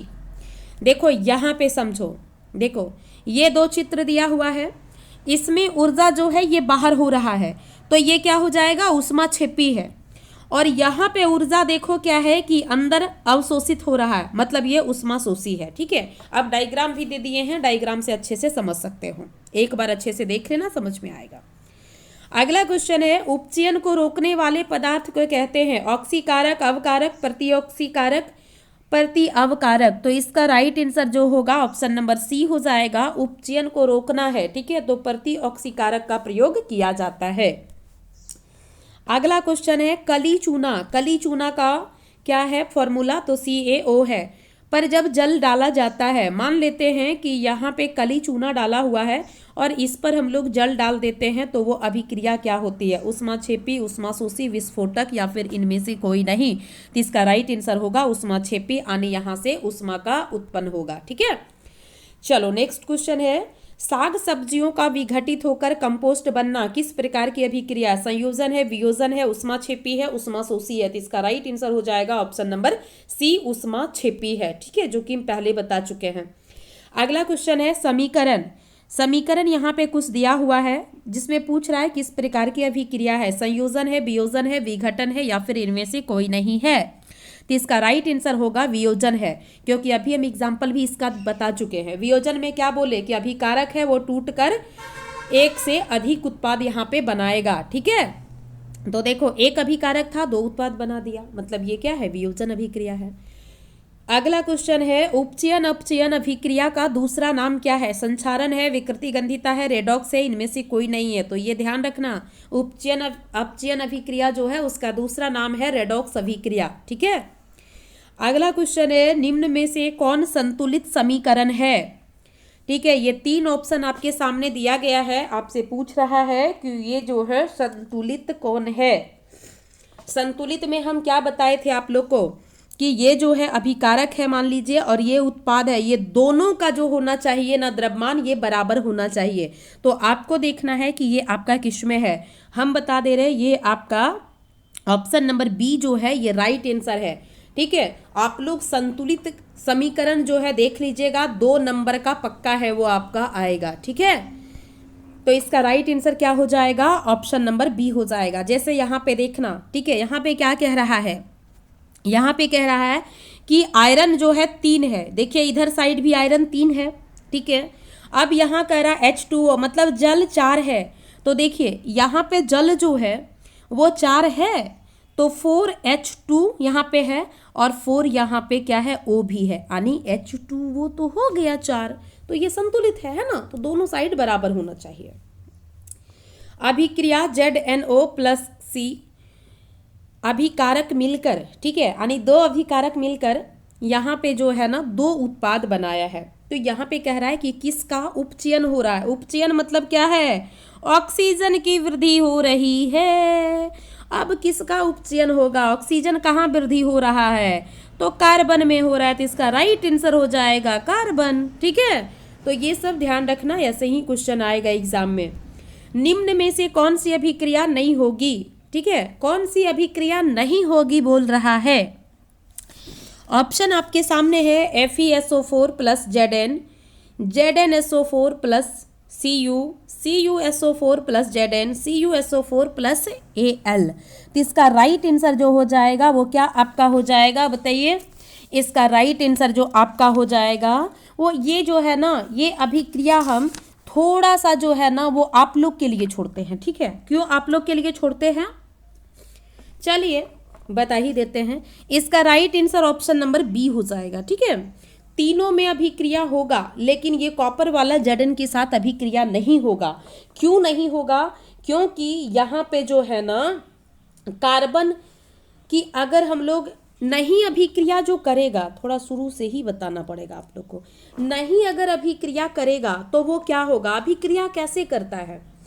कहता है कि जब एक कोई तत्व है, ठीक है, वो अधिक अभिक्रियाशील से कम अभिक्रियाशील की ओर जाएगी तब अभिक्रिया करेगा, नहीं तो नहीं करेगा, है ना? तो यहाँ पे जो है ना Zn जो है ये बहुत ज्यादा अभिक्रियाशील है, किससे? कॉपर से है, इसलिए ये नहीं करेगा। ठीक है, चलिए नेक्स्ट क्वेश्चन है, किसी अभिक्रिया में भाग लेने वाले पदार्थ को कहते हैं उपचायक, अपचायक, अभिकारक, उत्पाद। तो भाग लेने वाले क्या है? अभिकारक है, ये हम लोग देख चुके हैं। जल के विद्युत अपघटन पर कैथोड पर कौन सी गैस मुक्त होती है? H2O2 O3 N2। तो इसका राइट आंसर होगा हाइड्रोजन। ठीक है, जब भी विद्युत अपघटन कैथोड पर होगा तो वहां पे हाइड्रोजन गैस जो है वो मुक्त होगा, ये ध्यान रखना है। अगला क्वेश्चन कह रहा है कि ये जो है किस प्रकार की अभिक्रिया है? संयोजन है, वियोजन है, विघटन है या फिर अवक्षेपण है? तो ये तो साफ दिख रहा है कि ये जो है ना ये कैसी अभिक्रिया है भाई? तो ये जो अभिक्रिया है आपका, यहाँ तो ऑप्शन ही नहीं दिया है भाई, यहाँ पे जो है ना इसको आप कर लीजिए विस्थापन। ठीक है, ये विस्थापन अभिक्रिया है। ठीक है, ये कैसी अभिक्रिया है? तो ये विस्थापन अभिक्रिया है। चलो आगे अगर हम लोग चले तो अगला क्वेश्चन जो हम लोगों का है वो क्या है? लंबी श्रृंखला वाले कार्बोक्सिल अम्लों के सोडियम लवण को कहते हैं एस्टर कहते हैं, साबुन कहते हैं, अपमार्जक कहते हैं, इनमें से कोई नहीं। तो इसका राइट आंसर हो जाएगा ऑप्शन नंबर बी। ठीक है, लंबी श्रृंखला वाली कार्बोक्सिलिक अम्ल जो है उसके सोडियम लवण को क्या कहते हैं? तो साबुन कहते हैं। अगला क्वेश्चन है, इनमें से कौन सा कठोर तत्व है? कार्बन है, हीरा है, सोना है या फिर चांदी है? तो कठोर तत्व की यहाँ पे बात कर रहा है, तो इसका राइट आंसर जो होगा ये ऑप्शन नंबर आपका बी हो जाएगा, हीरा हो जाएगा। ठीक है, क्या इसका होगा? यहाँ पे देखो 3-4 क्वेश्चन जो है ना ये बहुत ज्यादा यहाँ से पूछा जाता है। ठीक है, क्या क्या पूछा जाता है तो वो याद रखना। सबसे कठोर तत्व, तो सबसे कठोर तत्व जो होगा वो क्या हो जाएगा आपका? तो वो आपका हो जाएगा हीरा। ठीक है, यहाँ पे ध्यान देना, समझना।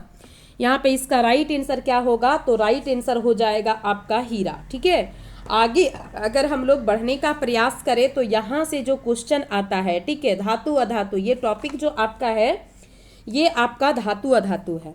यहाँ से सबसे पहले पूछेगा आपसे सबसे हल्की धातु। ठीक है, सबसे हल्की धातु कौन सा है? तो लिथियम है। ठीक है, सबसे भारी धातु पूछेगा तो भारी धातु क्या हो जाएगा? ऑस्मियम हो जाएगा, ये याद रखना। ठीक है, अब यहां से पूछता है कौन सा है जिसका गलनांक जो है ना ये सबसे अधिक होता है? तो टंगस्टन इसका आंसर हो जाएगा। टंगस्टन का गलनांक जो है 3500 डिग्री सेल्सियस होता है, ये ध्यान रखना। ठीक है, आगे अगर हम लोग बात करें कि कौन सा धातु है जो कमरे के रूप पर द्रव अवस्था में रहता है, तो वो पारा हो जाएगा। यही अगर अधातु का बात करेगा तो अधातु में ब्रोमीन हो जाएगा। ठीक है, कौन सा ऐसा अधातु है जो कि कमरे के दाब पर क्या होता है? द्रव्य अवस्था में होता है, तो वो ब्रोमीन हो जाएगा, ये ध्यान रखना। ठीक है, आगे क्या है कि कौन सा अधातु है जो चमकीला होता है? ठीक है, क्या होता है? चमकीला। तो ये जो हो जाएगा ये आयोडीन हो जाएगा, ध्यान रखना। कौन सा अधातु है, ठीक है, जो विद्युत का सुचालक होता है? तो वो क्या हो जाएगा? वो ग्रेफाइट हो जाएगा, क्योंकि धातु जो होता है ये विद्युत का सुचालक होता है, ये इसकी विशेषता है। और अधातु का विशेषता है कि अधातु जो होता है वो क्या होता है? विद्युत का कुचालक होता है। लेकिन एक अपवाद है ग्रेफाइट, जो कि क्या होता है? विद्युत का सुचालक होता है, ये ध्यान रखना है। ठीक है, चलो अब यहां से जो प्रश्न आता है वो प्रश्न आता है धातु और अधातु, इसका क्या है कि विशेषता से। तो धातु याद रखना कि ये आधात वर्धन्यता होता है, इसमें तन्यता का गुण होता है, इसमें अधातु जो है ये भंगुर होता है। ठीक है, ये आवाज उत्पन्न नहीं करेगा, ये आवाज उत्पन्न करेगा। ठीक है, तो ये सब जो है विशेषता को याद रखना। अधातु तुरंत टूट जाता है। अगला क्वेश्चन है वह कौन सा धातु है जो विद्युत का सुचालक है? ग्रेफाइट, प्लास्टिक, लकड़ी, हीरा। अभी बता चुके हैं, ऑप्शन नंबर ए इसका राइट आंसर होगा। नेक्स्ट क्वेश्चन है निम्नलिखित में से किसको पीट कर पतली चादर में परिवर्तित किया जा सकता है? जस्ता को, फास्फोरस को, गंधक को, ऑक्सीजन को। तो इसका राइट आंसर क्या हो जाएगा? राइट आंसर इसका होगा ऑप्शन नंबर ए जस्ता। ठीक है, अगर यहाँ पे सोना होता तो ध्यान रखिएगा कि पीट कर पतली चादर के रूप में परिवर्तित किया जाता है, मतलब उसके पास जो है आघात वर्धनता का गुण है। ठीक है, तो सबसे ज्यादा आघातवर्धनता का गुण सोना में होता है, देन चांदी में होता है, उसके बाद आप जस्ता ये सब में आएंगे। ठीक है, सबसे ज्यादा तन्यता का गुण, तन्यता मतलब सोना मतलब खींच कर उसको एक पतले तार के रूप में परिवर्तित किया जा सकता है। ठीक है, तो सबसे ज्यादा तन्यता का गुण सोना में होता है, उसके बाद चांदी में होता है। ठीक है, इसीलिए आभूषण इसका बनाया जाता है। चलो नेक्स्ट क्वेश्चन है, निम्न में से कौन सी अधातु है जो द्रव्य अवस्था में रहती है? ब्रोमीन है, पारा है, तांबा है, एल्युमिनियम है। तो इसका राइट आंसर होगा क्या? ब्रोमीन। यही चीज पूछता अगर कौन सा धातु है तो वो पारा हो जाता। अगला क्वेश्चन है, कौन सी मुलायम धातु को चाकू से काटा जा सकता है? चांदी, पारा, सोडियम और सोना। किसका राइट आंसर होगा? सोडियम। अगर सोडियम ना रहे तो पोटेशियम को याद कर लेना। ठीक है, सोडियम और पोटेशियम जो होता है उसको इतना मुलायम होता है कि चाकू से काटा जा सकता है। निम्न में से कौन सबसे अधिक अभिक्रियाशील है? ठीक है, तो अभिक्रियाशीलता का आप लोग का एक टेबल दिए थे हम, है ना, तो यहां से याद रखना। एक बार थोड़ा सा ये कर देते हैं, सबसे ऊपर यानी सबसे अधिक तत्व जो अभिक्रियाशील है, ठीक है, ये आपका पोटेशियम है। पोटेशियम के नीचे जो है ये आपका सोडियम Na, कैल्शियम हो जाएगा, उसके बाद मैग्नीशियम हो जाएगा, उसके बाद जो है Al यानी अल्युमिनियम हो जाएगा, उसके बाद Zn हो जाएगा, उसके बाद Fe मतलब आयरन हो जाएगा, उसके बाद Pb मतलब सीसा हो जाएगा, उसके बाद आपका जो है हाइड्रोजन होगा, उसके बाद कॉपर हो जाएगा, उसके बाद आपका Hg हो जाएगा, उसके बाद Ag हो जाएगा आपका, उसके बाद Au हो जाएगा। ठीक है, सबसे जो है अभिक्रियाशील कम जो है वो Au हो जाएगा, और सबसे ज़्यादा कौन हो जाएगा? तो आपका पोटेशियम हो जाएगा। तो यहाँ पे देख लीजिए इस सीरीज में कौन सबसे ऊपर है, तो इसका राइट आंसर जो आपका होगा वो क्या हो जाएगा? देखिए एक बार आप लोग अच्छे से, इसका राइट आंसर कॉपर हो जाएगा। ठीक है, देखिए कॉपर जो है ये सबसे अधिक अभिक्रियाशील बोला ना, हाँ, तो इसके बाद ये तीनों है ना, तो कॉपर ही हो जाएगा। चलिए नेक्स्ट क्वेश्चन, यहाँ तो दिया हुआ है, हम बेकार ये देखें, ये इसको एक बार टेबल को बहुत अच्छे से देख लेना। ठीक है, सबसे कम अभिक्रियाशील सोना होता है, ठीक है, और सबसे ज्यादा अभिक्रियाशील पोटेशियम होता है, ये ध्यान रखना। ठीक है, चलो नेक्स्ट क्वेश्चन की ओर बढ़े, और नेक्स्ट क्वेश्चन है, इनमें से कौन ठंडे जल के साथ तेजी से अभिक्रिया करता है? कार्बन है, सोडियम है, मैग्नीशियम है, सल्फर है। तो इसका राइट आंसर जो आपका हो जाएगा वो क्या हो जाएगा? क्या कह रहा है? ठंडे जल के साथ तेजी से अभिक्रिया करता है। तो इसका राइट आंसर ऑप्शन नंबर ए हो जाएगा, सोडियम। ठीक है, इसीलिए सोडियम को किसमें छुपा के रखा जाता है? सोडियम तेल को, सोडियम तेल कह रहे सॉरी, किरोसिन तेल में। ठीक है, ये ध्यान रखिएगा। अगला क्वेश्चन है, पारद का एक प्रमुख अयस्क है? Cinnabar, copper glass, hematite, galena. तो इसका राइट आंसर हो जाएगा सिनेबार। ठीक है, पारद यानी पारा, समझना, पारा का अयस्क का नाम क्या है? तो सिनेबार है जो इसका प्रमुख अयस्क है। ठीक है, आगे अगर हम लोग बढ़ने का खोजिए तो अगला क्वेश्चन है, कौन सा धातु कमरे के ताप पर द्रव्य होता है? ये आप लोग को हम बता चुके हैं कि ये पारा होगा, धातु पूछेगा तो ब्रोमीन होगा। ये दोनों को बहुत अच्छे से याद रखना क्योंकि यहाँ से कंफ्यूजन क्रिएट करता है।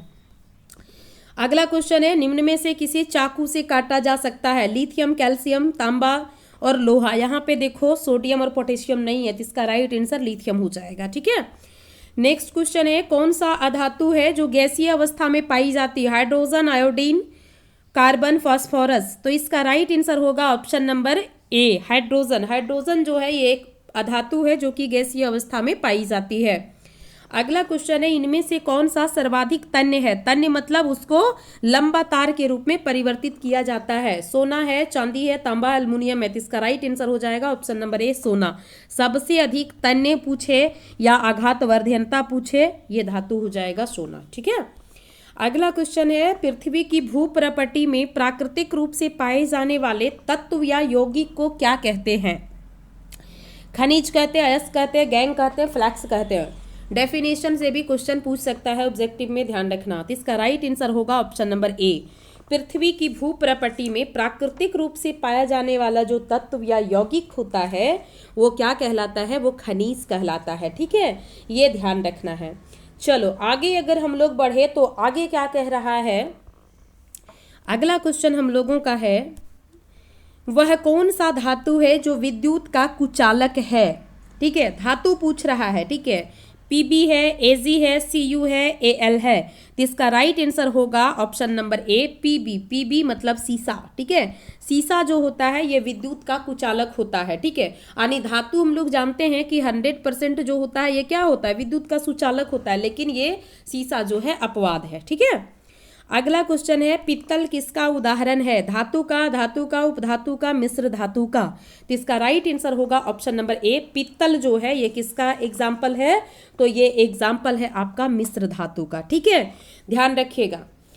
चलिए नेक्स्ट क्वेश्चन की ओर बढ़े, और नेक्स्ट क्वेश्चन है, धातु कौन सी धातु है जो हथेली पर रखने से पिघलने लगती है, लेड है, गैलियम है, पारा है, ब्रोमीन है, तो इसका राइट आंसर होगा ऑप्शन नंबर बी गैलियम, ठीक है।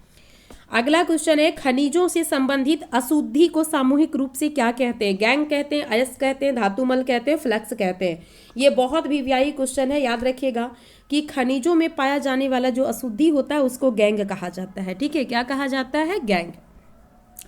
अगला क्वेश्चन है, निम्न में से कौन सबसे कम अभिक्रियाशील है, तो वो वाला आप टेबल याद रखना, वहां से सारा क्वेश्चन आपका डील हो जाएगा, ठीक है। तो यहाँ पे सबसे कम अभिक्रियाशील एजी मतलब क्या हो जाएगा, एयू मतलब सोना, ठीक है। चलो नेक्स्ट क्वेश्चन है, कौन सी धातु आसानी से संक्षारित नहीं होती है, Fe, Al, Cu और Au, तो इसका राइट आंसर जो होगा ये ऑप्शन नंबर सी हो जाएगा, Au, ठीक है, यानी सोना। निम्न में से किस धातु को किरोसिन तेल में डुबा कर रखते हैं, मैग्नीशियम को, सोडियम को, पारा को, टंगस्टन को, तो इसका भी बता चुके हैं, ऑप्शन नंबर बी जो होगा वो राइट हो जाएगा।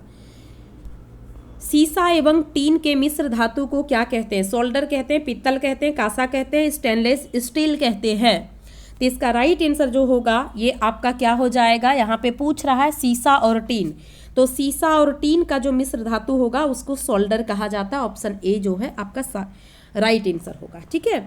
अब यहाँ पे अगर हम लोग आए पित्तल का, तो पित्तल में क्या होगा, कॉपर हो जाएगा प्लस जस्तानी जेडन हो जाएगा, ठीक है। कांसा की बात करेगा तो कॉपर यहाँ पे भी रहेगा, लेकिन यहाँ पे टीना हो जाएगा, ठीक है, ये दोनों मिलकर कांसा बनता है, ध्यान रखिएगा।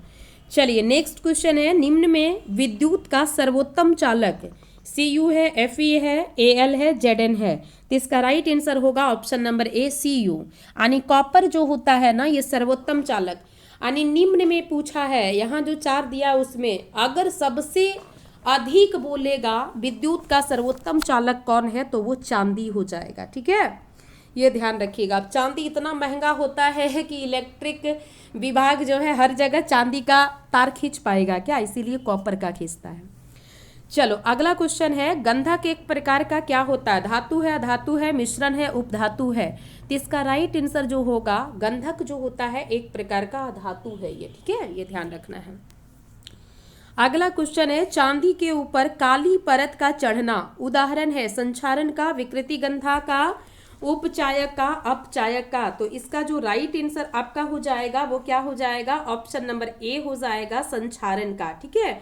संचारण का एग्जाम्पल से जो है ना आपका क्वेश्चन पूछा जा सकता है, और दूसरा क्वेश्चन जो पूछेगा वो आपका कहाँ से पूछ सकता है, तो विकृति गंधा का भी आपसे एग्जाम्पल पूछ सकता है। तो 2-3 एग्जाम्पल जो बताए थे आप लोग को, वो चीज को आप लोग को याद रखना है, ठीक है। संचारण का, जैसे लोहा में जंग लगना, ये क्या है, संचारण का एग्जाम्पल है ना जी, लोहा में जंग लगना संचारण का एग्जाम्पल हो गया। उसी तरह अगर हम लोग बात करेंगे कि चांदी के ऊपर जो है ये काला परत चढ़ जाना, ये क्या चीज का एग्जाम्पल है, तो ये आपका एग्जाम्पल हो जाएगा संचारण का।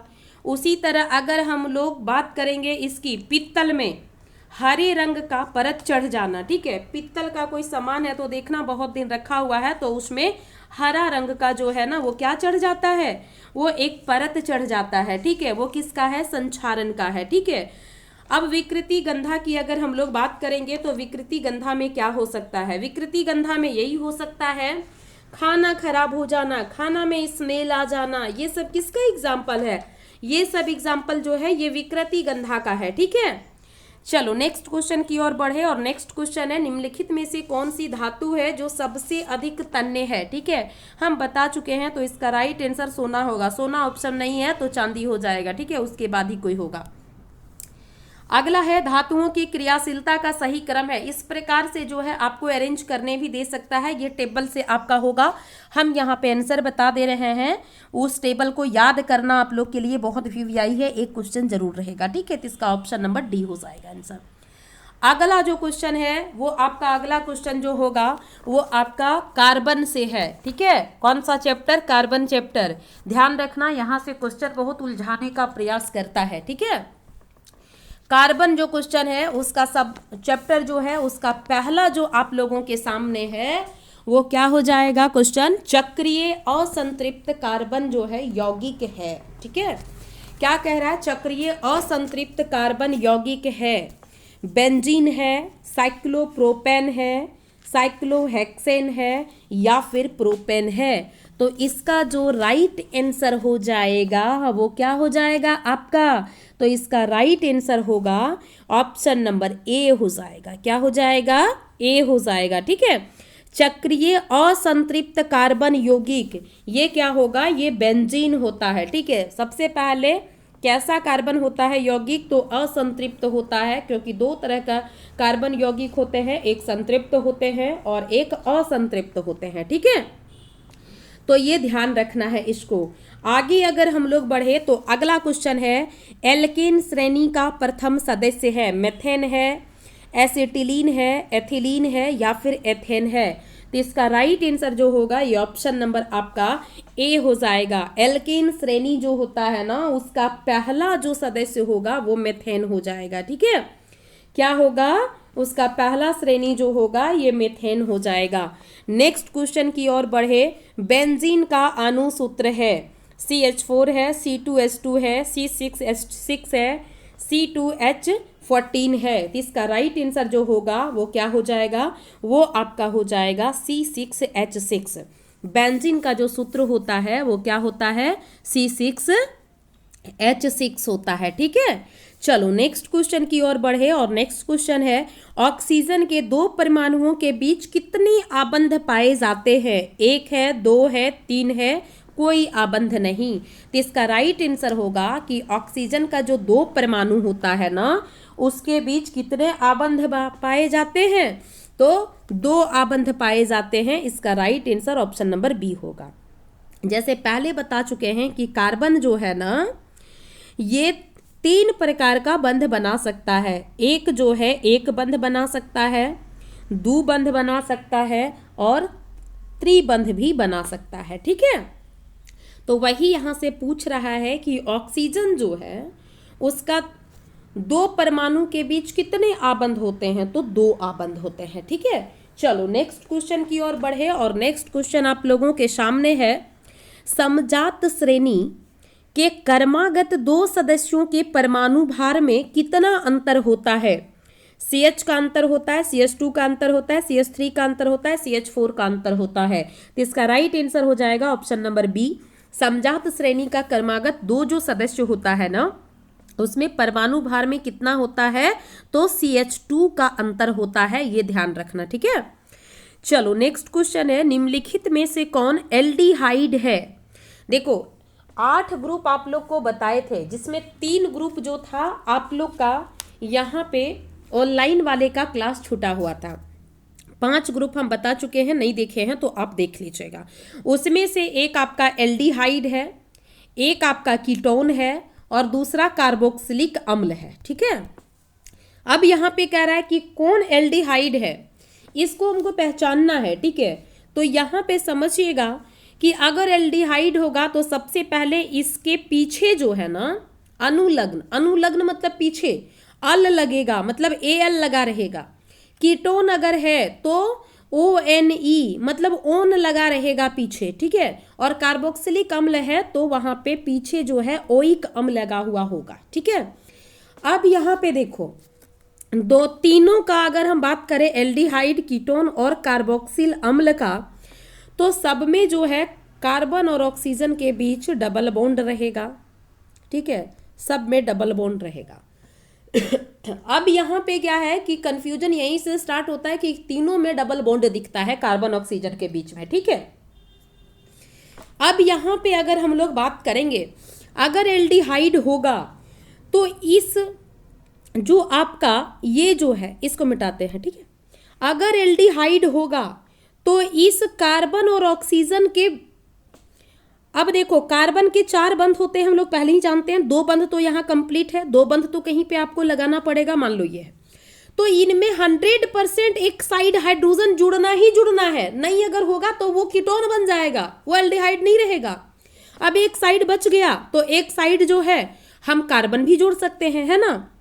तो ये अगर कीटोन रहेगा तो यहाँ पे क्या है, कीटोन में कार्बन और हाइड्रोजन आप दोनों जोड़ सकते हैं, लेकिन अगर हाइड्रोजन जोड़ेंगे तो ये कीटोन नहीं एल्डिहाइड बन जाएगा। इसलिए केवल और केवल दोनों तरफ जो है आप यहाँ पे कार्बन ही जोड़ सकते हैं। और ये जो कार्बोक्सिल रहेगा, ठीक है, उसमें क्या रहेगा, ये सब पहचानने का तरीका है, ठीक है। कार्बोक्सिल ग्रुप अगर रहेगा तो C बराबर, यानी C बराबर नहीं है, डबल बॉन्ड 0 है, 2 बॉन्ड यहाँ भी खाली है बंद कार्बन का, क्योंकि इसके 4 यार होते हैं। तो इसमें जो है एक तरफ आप जो है ना OH जोड़ेंगे ही जोड़ेंगे, और एक तरफ जो खाली हो गया वहां पे कार्बन आप जोड़ दीजिए, ठीक है। तो ये पहचानने का कुछ तरीका है। अब यहां पूछ रहा है कि कौन एल्डिहाइड है, ठीक है। 4 ऑप्शन आपके सामने दिए हुए हैं, ठीक है। अब 4 ऑप्शन जो दिए हुए हैं उसी में आपको देखना है कि एल्डिहाइड कौन है, ठीक है। तो इसका राइट आंसर ऑप्शन नंबर आपका बी हो जाएगा, ठीक है। HCHO एक शॉर्ट फॉर्मूला भी पहचानने का बता देते हैं। एल्डिहाइड अगर रहेगा, ठीक है, कीटोन और कार्बोक्सिल, एल्डिहाइड अगर रहेगा तो वहां पे देखिएगा CHO रहेगा, एक बॉन्ड खाली रहेगा तो वहीं पे H लगा हुआ है ना। ये एल्डिहाइड हम लोग पहचान लिए। यहाँ पे क्या है कि CO रहेगा कीटोन में, और 2 बंध जो है खाली रहेगा, उसको आप देख लीजिएगा, क्योंकि CO के बीच में डबल बॉन्ड है, इसीलिए 2 बॉन्ड पूरा है, 2 बॉन्ड इधर खाली है।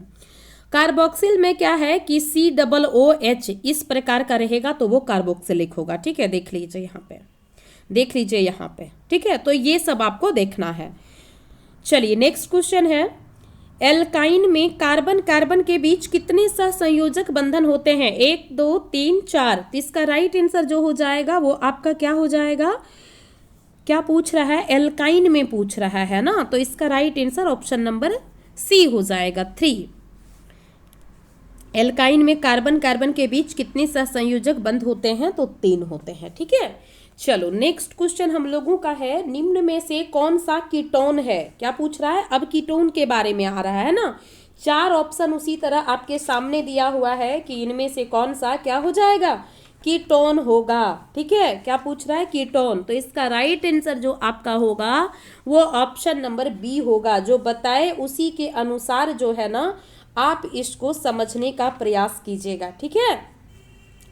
जो भी फॉर्मूला आपको बताए हैं उसी के अनुसार इसको आप समझने का प्रयास कीजिएगा। चलिए आगे अगर हम लोग बढ़े, अच्छा इसका आंसर तुम लोग देखे ही नहीं, बी होगा, है ना। कीटोन में आपको क्या बताए थे कि बीच में कहीं पे CO रहेगा, ठीक है। देख लो यहाँ पे CO दोनों साइड से जो जुड़ा है। कीटोन का यही मेन गुण है, बीच में आपको जो है ना कहीं आपको CO मिलेगा, ठीक है। चलिए नेक्स्ट क्वेश्चन आपके सामने है, निम्न में से कौन एल्केन नहीं है? CH4 C2H6 C2H4 C4H10। तो इसका राइट आंसर जो होगा ये आपका ऑप्शन नंबर हो जाएगा C2H4 जो है एल्केन नहीं है। अगला क्वेश्चन है, निम्न में से किसमें संकलन अभिक्रिया होती है? C2H6 में, C3H8 में, C2H2 में, CH4 में। तो इसका राइट आंसर जो होगा ऑप्शन नंबर सी हो जाएगा, C2H2 में संकलन अभिक्रिया नहीं होता है। अगला क्वेश्चन है, N2 अणु में नाइट्रोजन परमाणु के बीच कितने सहसंयोजक बंधक होते हैं? 1 2 3 4। तो इसका राइट आंसर जो होगा ऑप्शन नंबर सी हो जाएगा 3, ठीक है। नेक्स्ट है, मीथेन का अणु होता है अष्टफलक, ये एक रेखीय, समचतुष्फलक, इनमें से कोई नहीं। तो इसका राइट आंसर होगा ऑप्शन नंबर सी, समचतुष्फलक हो जाएगा, ठीक है। क्या हो जाएगा, समचतुष्फलक हो जाएगा।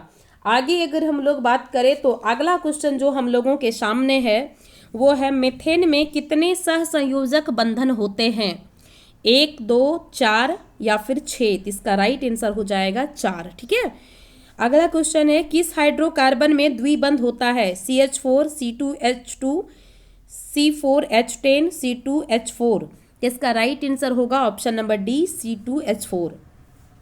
अगला क्वेश्चन है निम्न में से कौन असंतृप्त हाइड्रोकार्बन है? ठीक है, C2H6, C3H8, CH4, C2H2। तो इसका राइट आंसर होगा ऑप्शन नंबर डी, C2H2। ठीक है, अगला क्वेश्चन कह रहा है कि निम्न में से कौन संतृप्त हाइड्रोकार्बन है? प्रोपेन है, एथीन है, सिटाइलिन है या फिर ब्यूटीन है? तो इसका राइट आंसर जो होगा ऑप्शन नंबर बी हो जाएगा, प्रोपेन। सारा क्लास इसका दिया जा चुका है, इसलिए यहाँ पे हम जिक्र नहीं कर रहे। एक बार जितना भी क्लास कार्बन का दिया हुआ है सब जाके वहां पे देखो, क्योंकि वही से क्वेश्चन सब पूछेगा। बार बार बता रहे हैं, एक क्लास बचा हुआ है, अगर होगा तो आज उसको भी दे देंगे। ठीक है, अगला क्वेश्चन है एल्काइन का सामान्य सूत्र है। ठीक है, आपको 3 बताए थे, एल्कीन बताए थे, एल्कीन बताए थे और एल्काइन बताए थे। तो यहाँ पे एल्काइन का सामान्य सूत्र पूछ रहा है। ठीक है, किसका पूछ रहा है? एल्काइन का। तो एल्काइन का सामान्य सूत्र क्या हो जाएगा? CnH2n-2 हो जाएगा। कहीं पे ऑप्शन में है? देखो जी, ऑप्शन में जो है ये डी है ना। तो ये एल्काइन का सूत्र हो जाएगा। किसका होगा? एल्काइन का। अब यहाँ पे बात आता है कि अगर एल्केन का पूछेगा तो क्या होगा भाई? तो एल्केन का अगर सूत्र पूछेगा तो इसका हो जाएगा CnH2n+2। प्लस हुआ तो एल्केन, माइनस हुआ तो एल्कीन। ठीक है, 2 हो गया आपका। अब यहाँ से एक जो आपका छूट रहा है, एल्काइन हो गया और एल्केन हो गया। अब किसका छूटा आपके पास? एल्कीन का छूटा है। ठीक है, तो एल्कीन का आप लोग जो है खुद खोजिएगा। यहां से एक क्वेश्चन आता है, एल्कीन श्रेणी का पहला सदस्य कौन सा है? तो एल्कीन श्रेणी का पहला सदस्य जो होता है वो एथीन होता है, ये भी ध्यान रखना है। ठीक है, चलो नेक्स्ट क्वेश्चन है, ब्यूटेनॉन चतुर कार्बन यौगिक है जिसका पर्यायकार्तमक समूह जो है वो क्या होगा? कार्बोक्सिलिक अम्ल होगा, एल्डिहाइड होगा, कीटोन होगा, अल्कोहल होगा? इसका राइट आंसर होगा ऑप्शन नंबर सी, कीटोन होगा। ठीक है, इनमें से कौन एल्काइन है? C2H2, C2H6, CH4, C2H4। तो इसका राइट आंसर जो होगा ये ऑप्शन नंबर ए हो जाएगा, C2H2। अगला क्वेश्चन है, एल्कीन श्रेणी का प्रथम सदस्य है? मेथेन है, एथीन है, एथाइन है, प्रोपाइन है? तभी हम बता चुके हैं कि ये जो है ना एल्कीन श्रेणी का प्रथम सदस्य पूछ रहा है, मतलब एथीन हो जाएगा। अगला क्वेश्चन है, CnH2n+2 किसका सामान्य सूत्र है? एल्कीन का, एल्काइन का, एल्केन का या फिर कोई नहीं? तो इसका राइट आंसर होगा ऑप्शन नंबर ए, एल्कीन का। ठीक है, अगला क्वेश्चन है, एथेनॉल सोडियम से अभिक्रिया कर कौन सा गैस बनाता है? H2 बनाता है, O2 बनाता है, N2 बनाता है, CO2 बनाता है? ठीक है, तो इसका राइट आंसर होगा हाइड्रोजन गैस बनाता है। एल्डिहाइड का पर्यायकार्तमक समूह जो है वो क्या होगा? तो इसका क्या बताया अभी? CHO होगा, है ना। यहाँ से जो है ना एक चीज याद रखना कि ये बहुत तुमको जो है ना क्या करेगा? परेशान करेगा। ठीक है, तो यहाँ से एक चीज को देखना, ये जो है ना एल्कीन है। ठीक है, एक होता है एल्काइन और एक होता है एल्कीन्स। क्या होता है? एल्कीन्स। ये 3 होता है, तीनों का सूत्र जो है वो हमेशा पूछा जाता है, इसीलिए इसको ध्यान रखना है। एल्काइन श्रेणी का ये याद रखना, एल्काइन श्रेणी जो है ना इसका प्रथम सदस्य अगर पूछे तो क्या हो जाएगा? तो इसका एथाइन हो जाएगा, याद रखना। ठीक है, क्या होगा? एथाइन। यहाँ से प्रथम सदस्य जरूर पूछा जाता है, इसीलिए याद रखना है इसको। चलो, तो आज का क्लास जो है यहीं पे समाप्त होता है। एक बार फिर से कह दें कि यहाँ पे हम लोग कार्बन चैप्टर से उलझने का प्रयास नहीं किए हैं, इसीलिए क्योंकि आपको क्लास दिया जा चुका है, सारे जो है प्लेलिस्ट में आपकी मौजूद है, आप वहाँ जाके कार्बन का चैप्टर देख सकते हैं। ठीक है, चलो बहुत बहुत धन्यवाद आप सभी को। ऑल द बेस्ट आपको एडवांस में एग्जाम्स के लिए। सभी लोग अच्छे से पढ़िए। अभी जितना टाइम है, बार बार बता रहे हैं कि आप टाइम जो है ऑब्जेक्टिव में यूज़ कीजिए, ताकि आपका 4 चांद लगाएगा एग्जाम में। ठीक है, तो ये आप ध्यान रखिएगा। अब यहाँ से जो है आपका जर्नी शुरू होता है सिर्फ ऑब्जेक्टिव का। बहुत बहुत धन्यवाद।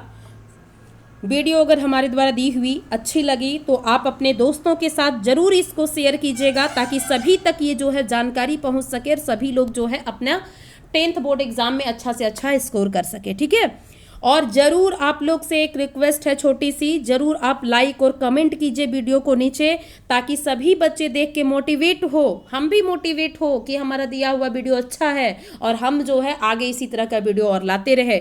नए अगर चैनल पर हैं तो इसी तरह का वीडियो पाने के लिए चैनल को सब्सक्राइब कर लीजिए, बेल आइकन को प्रेस कर लीजिए, ताकि हमारे द्वारा दी हुई जानकारी आप तक सबसे पहले पहुँचे। ठीक है, अगर टाइम मिलेगा तो कल आप लोगों का फिजिक्स का भी दे दिया जाएगा। ठीक है, आप ध्यान रखिए।